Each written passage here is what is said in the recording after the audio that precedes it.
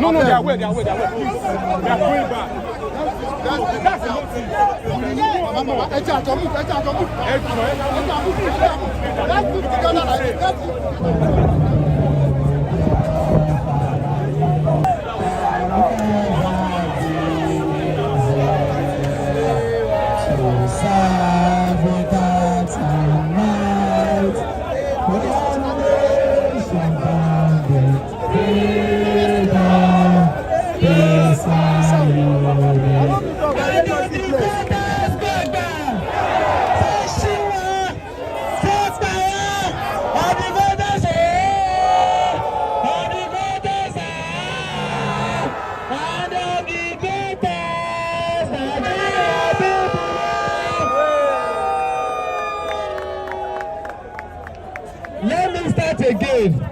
Let me start again by commending us. Those who have decided to take to the streets, they have their points. And we must not ridicule them for it. But let me tell you one thing that perhaps some of us don't know.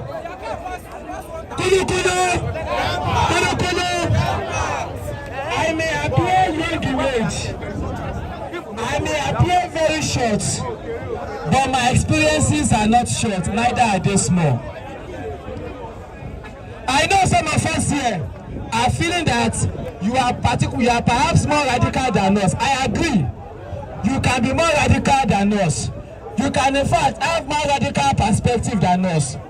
But what some of us have here, it is an history, and I will tell us a bit of that history, so that you will know that when we speak from a position of experience.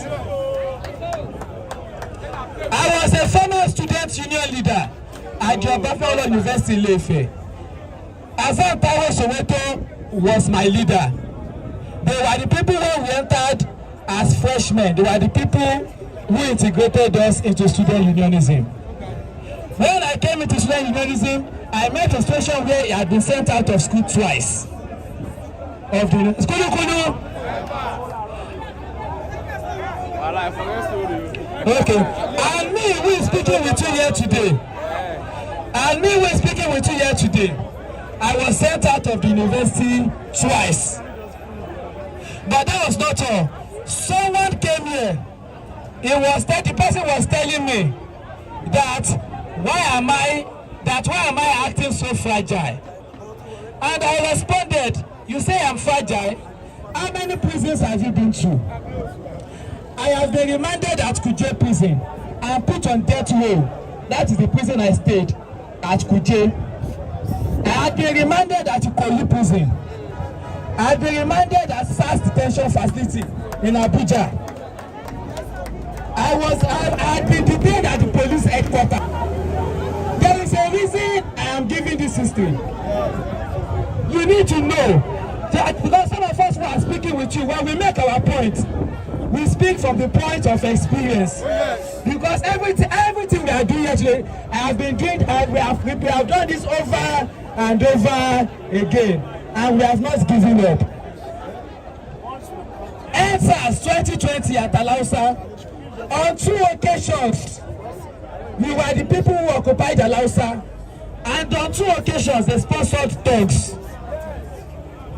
The first time was on October 13, 2020. The thugs came from Agege.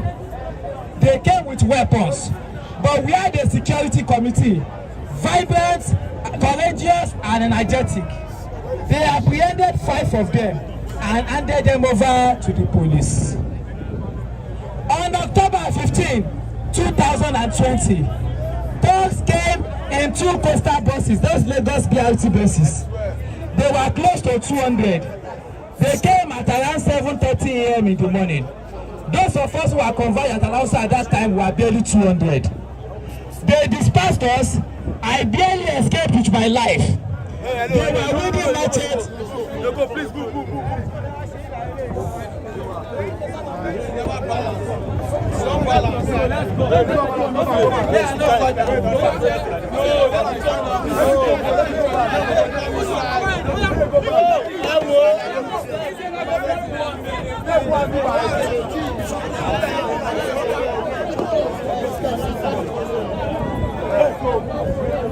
Greater Nigerian people. Only 2 people here, please. Only 2 people. Only 2 people. Only 2 people here. Everybody get down. Everybody get down. This CSO, you can come here. The CSO can come. Yes.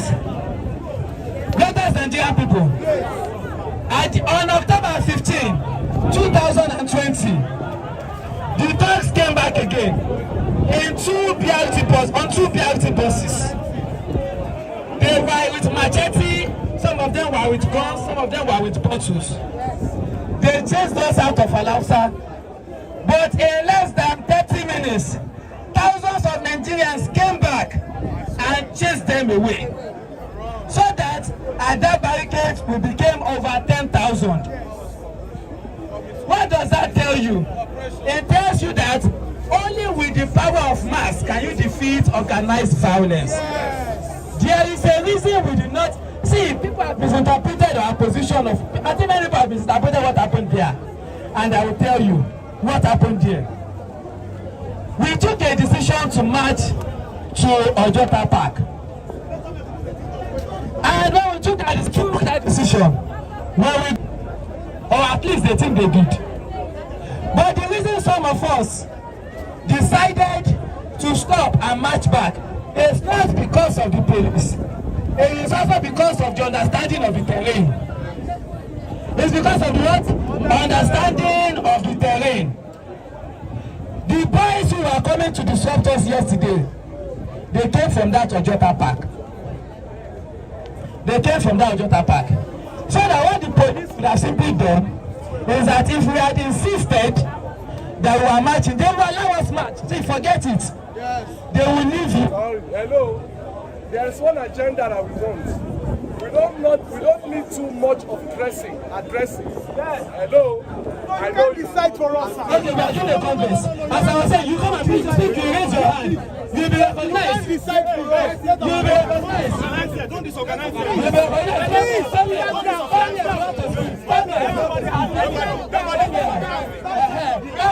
After I give the leaders, we recognize. As I was saying, no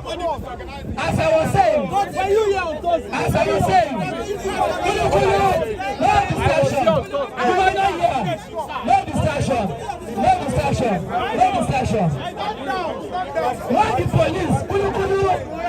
What the police would have simply done is that they will leave you, then you will then advance to the Ojota Park. When you advance to the Ojota Park, then they will allow those boys, those thugs there. They will infiltrate us, disperse the barricade, and you know, every one of us here will not see ourselves, we will run. Some of you here, if you know of you where at Alausa, you will have an understanding of what I'm talking about because we experienced it 2 times. 2 times, we experienced it 2 times. So that was the reason we took a tactical retreat. But what we are going to do is that we are not going to allow ourselves to be intimidated and counter transport. What we now need is a better strategy. You see, let me tell you something. There will be people sponsored among us to divide us. Do you know why they will be sponsored to divide us? Because united we stand, divided we fall. If we are going to march, we will take the decisions together. But let me tell you something. Most of us have been discussing there while we were conversing, and we thought I want to have that conversation, and then we come to present to you as a proposal as per what is the strategy going forward. What some of us feel is that we must go to Alausa, but let me tell you something.